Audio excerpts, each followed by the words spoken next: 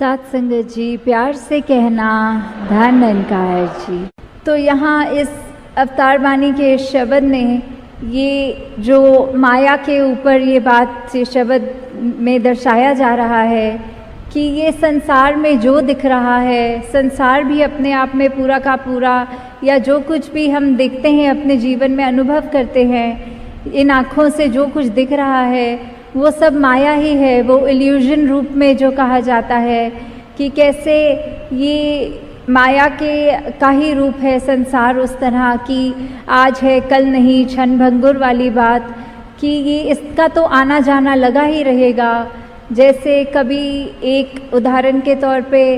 एक चीज़ हमारे जीवन में, अगर अभी हमको भूख है तो हमारे आगे भोजन आ जाता है, तो उसके बाद हमारा इच्छा ये पहले रहती है कि भूख लग रही है तो भोजन दिखे, पर जैसे ही हमारा वो पेट भर गया, हमारी वो इच्छा की पूर्ति हो गई, तो फिर बस हम बीच में कभी कभी तो पूरा फुल्का भी नहीं समाप्त करते, आधे में ही छोड़ देते हैं। वैसे ही कोई भी चीज़ अगर है जो हमको भ्रमित भी करती है, लौड़ करती है अपनी तरफ, कि कैसे ये आकर्षण जो है इतनी चमक दमक दुनिया की कि कुछ भी देखा जाए हम उसकी तरफ इतने प्रभावित हो जाते हैं कि हम ये भूल जाते हैं उस समय कि कोई चीज़ हमको टेम्पररी ये सुख दे रही है, ये साधन सिर्फ ज़िंदगी जीने के लिए है, पर हम इतने इम्पोर्टेंस दे देते हैं वो साधनों को ही कि अपनी ज़िंदगी को उन साधनों के इर्द गिर्द घुमा लेते हैं। तो इस पे हमको विचार करना चाहिए कि कैसे सिर्फ ये जो माया का रूप ये परछाने वाला है, तो जब तक ये याद रहेगा कि ये एक आने जाने वाली चीज़ नहीं है, ये टेम्पररी है, ये कोई परमानेंट चीज़ नहीं है, तो उतना ही हम उससे एक अपना ऐसा साधनों के इस्तेमाल तक ही लिमिटेड रहे, उसको अपने मन पे अपने दिमाग पे इतना ना चढ़ा लें कि बिना उन साधनों के वो गुजारा होना संभव नहीं है। हाँ जी। सुख दुनिया दे परछावे ने जेकर प्रीता पाएगा, टल गए परछावे जिस दम रोएगा कुरलाएगा। तो यहाँ परछाओं की तरह ये दुनिया में सब ये माया को कंपैरिजन में किया जा रहा है कि जैसे अगर हम कहीं खड़े होते हैं, हमारे अगर पीछे से लाइट आ रही हो तो अपनी परछाई हमें आगे दिखती है, और अगर हम उसको पकड़ने की भी कोशिश करेंगे तो जितनी तेज़ हम आगे परछाई की तरफ जाएंगे उतनी तेज़ परछाई और आगे को जाएगी। तो ये माया भी उसी के संतुलन, उसी मुकाबले में ऐसे ली जा रही है कि ये तो एक परछाई ही है, हम चाहकर भी वो परछाई को नहीं पकड़ सकते, और जितना पकड़ेंगे उतना और उसका प्रभाव हमारे ये मस्तिष्क में आएगा, ये इस तरह हमारे जीवन में उसका असर आएगा।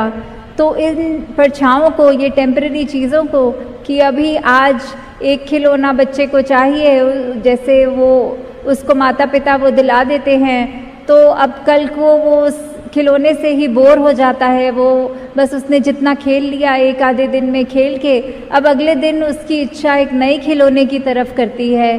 तो वैसे ही हमारे साथ भी होता है कि जितनी भी ये परछाई रूप है, ये माया है, ये जो सिर्फ दिखाने के लिए है सामग्री, वो हम उसको निरंकार से ज़्यादा जुड़े ना कि वो सामग्री से। हाँ जी। जो कुछ अखी नजरी आउंदा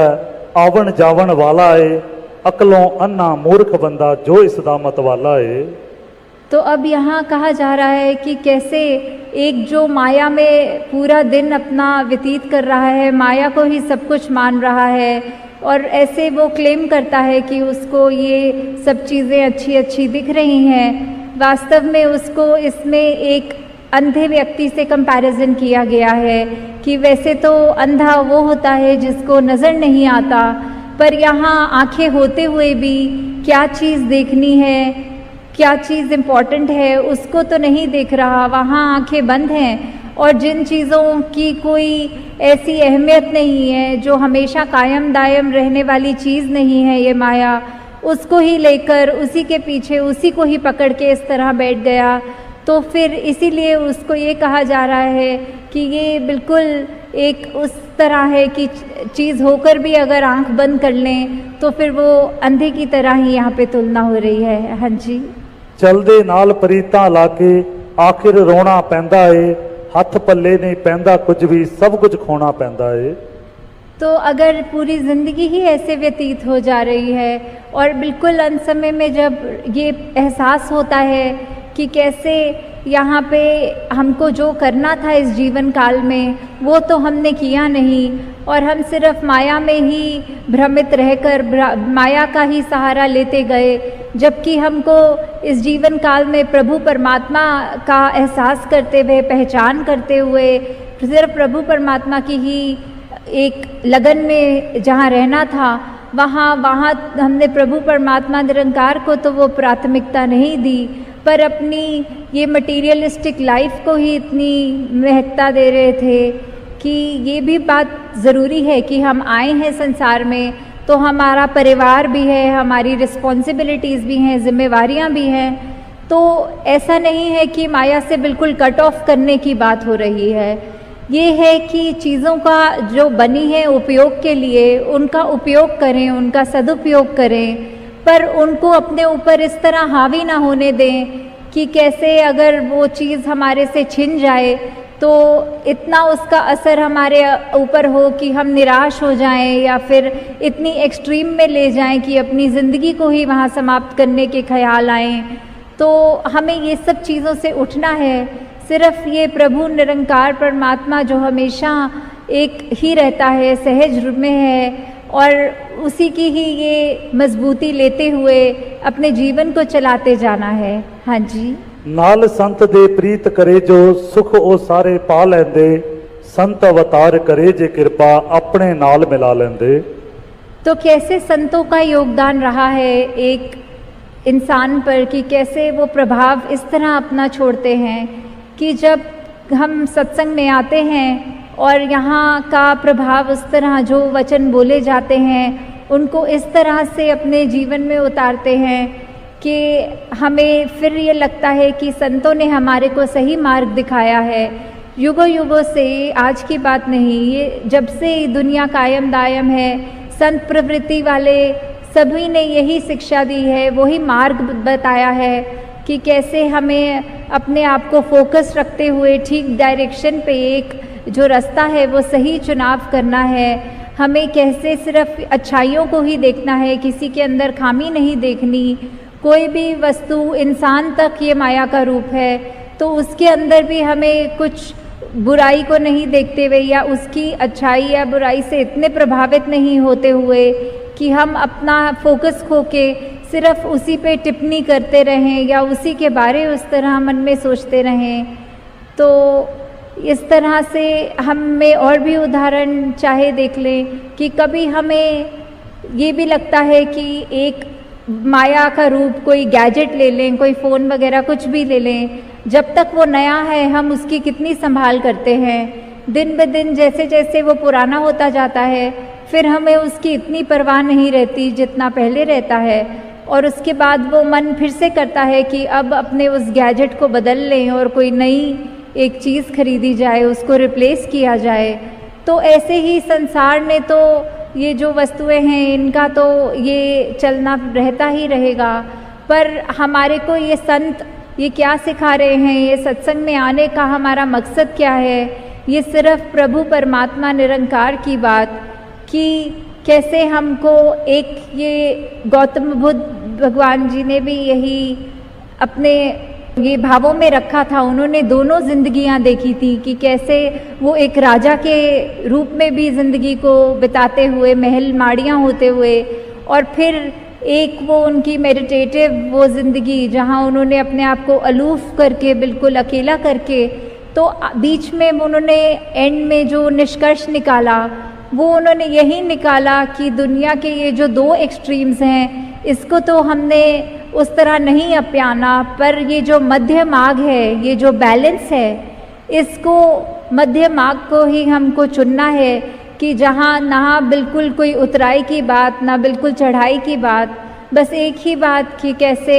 हमको अपने जीवन में ये सारी माया होते हुए भी, ये संसार जो माया का रूप है वो होते हुए भी हमें कैसे उस माया से बचते हुए सिर्फ और सिर्फ ये परमात्मा में अपना ध्यान जोड़ना है। कैसे हम ये जो ब्रह्म ज्ञान की दात जो प्राप्त कर चुके हैं उसके बाद भी अगर हम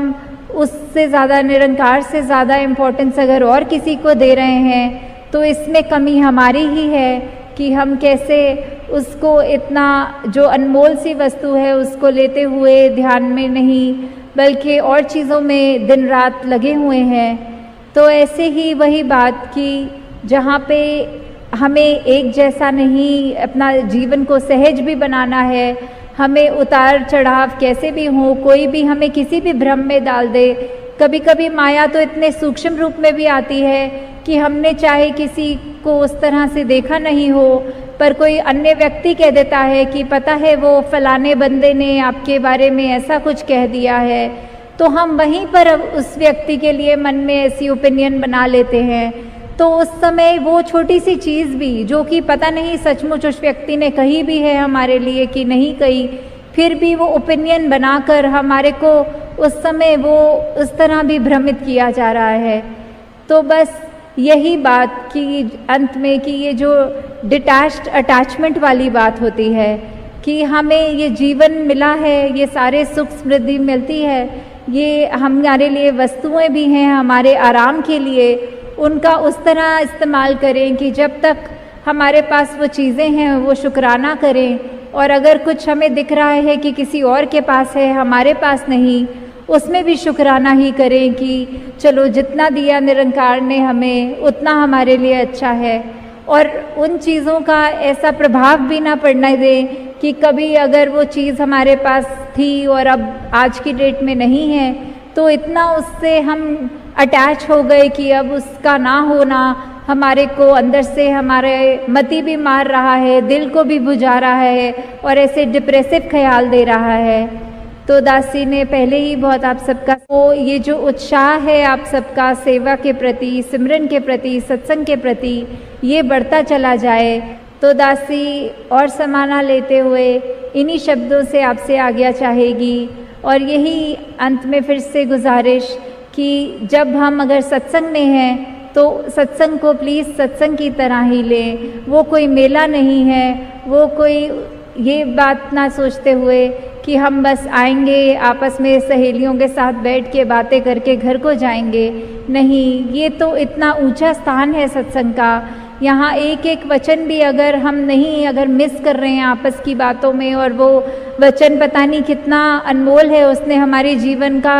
क्या क्या बदलना है, क्या क्या रूप निखारना है, हम संगत होते हुए भी संगत को नहीं सुन रहे हैं, तो इससे बड़ा दासी ये कहना चाहेगी कि नुकसान कोई नहीं है। तो हम अपना नुकसान ना करें, अपने पैर पे कुल्हाड़ी ना मारें। जो निरंकार ने ये अवसर प्राप्त करवाया है सत्संग का, उसका हर पल सत्संग को सत्संग की तरह ही लें। साथ संगत जी, धन निरंकार जी।